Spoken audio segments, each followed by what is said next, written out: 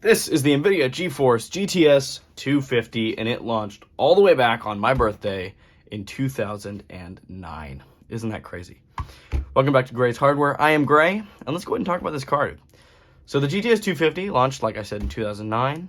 It had 1 gigabyte of GDDR3 on a 256-bit bus. It is based on the G92B processor. It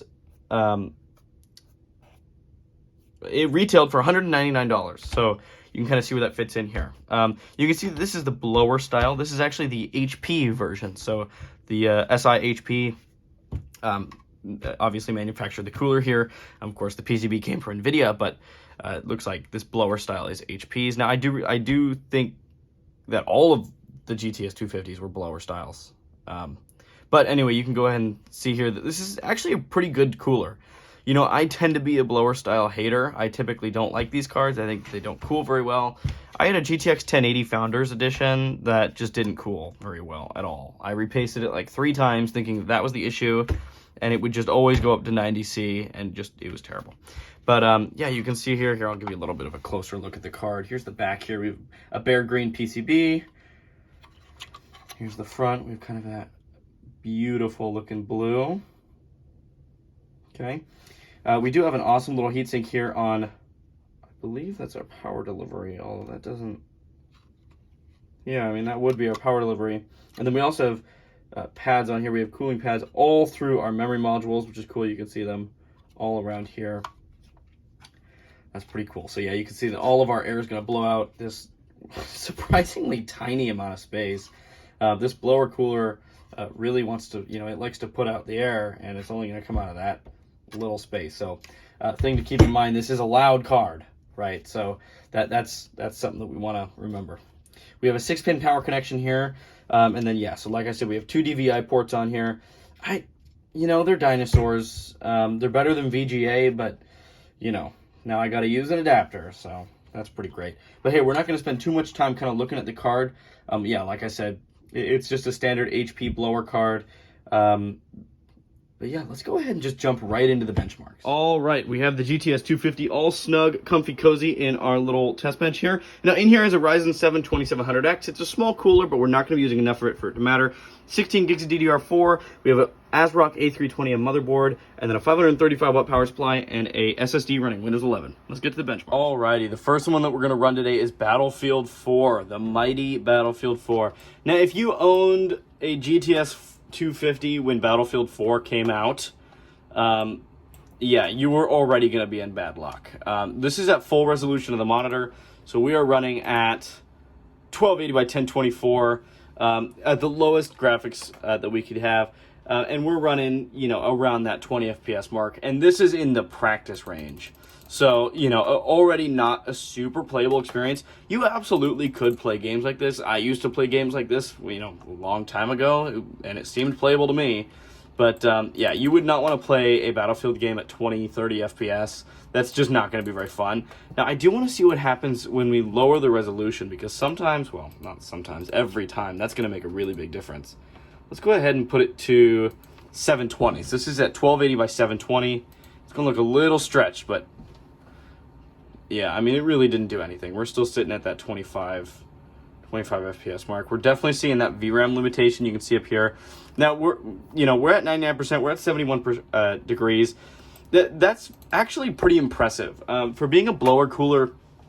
Honestly, I'm kind of a blower cooler hater. I don't think that they ever really work very well. I had a GTX 1080 Founders, and that was a blower cooler.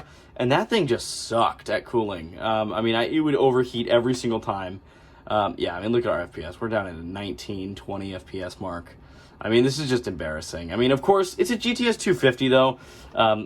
So, you know, I'm not necessarily expecting playable, but yeah, you definitely would not be able to have fun playing this on a GTS 250. All right, let's move on. Alrighty, and the next one on the list is Banished. So I ran this in my last video as well, if you were to see that. But I'll kind of explain it a little bit again. Banished is it's kind of a not very well-known game. But in my personal testing, it's done a great job of kind of showing us what esports titles are going to be like. So CS, Dota, League of Legends, that kind of stuff. They're going to run pretty similarly to this game. So we're at 99% utilization, as we imagine. Now, we're running in DX9. Let's go to our video here. Yep, so we're in DX9. We are at the full resolution monitor, and we are also at cranked settings right now, and we're getting, you know, just under 100 FPS. So this is totally good. This is totally fine. You know, this game came out a while after the GTS 250 came out. I think this game came out in 2015. GTS 250, as you heard, came out quite a bit before this, right? So I think this is a win for the GTS 250.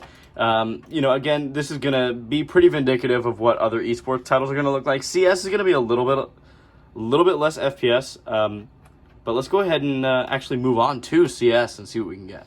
All right, well, I tried to run CS a ton of times, but we just keep getting this guy. It says that we need the DX11 device needed, so unfortunately, we're not going to be able to play CS, but let's move on. All right, and next we have Half-Life 2. Like I like to say, you can't have a hardware review without Half-Life 2 on there somewhere. And yeah, we're getting great FPS. This is Half-Life 2. I'm not super surprised by this. And you know what? Every time I play this, I'm surprised at how good this game looks. Genuinely, I am very impressed at how this game looks. But yeah, we're getting around 180 FPS. This is totally going to be great. Obviously playable, and win for the GTS 250. All right, and last but certainly not least, we're going to run the Forest. Now, if you saw my last review, then you would know about this game, but I'm going to go ahead and sum it up for you anyway. The Forest, again, one of those not very heard of games, but in my own testing, I feel that it does a great job of showing the range of GPUs.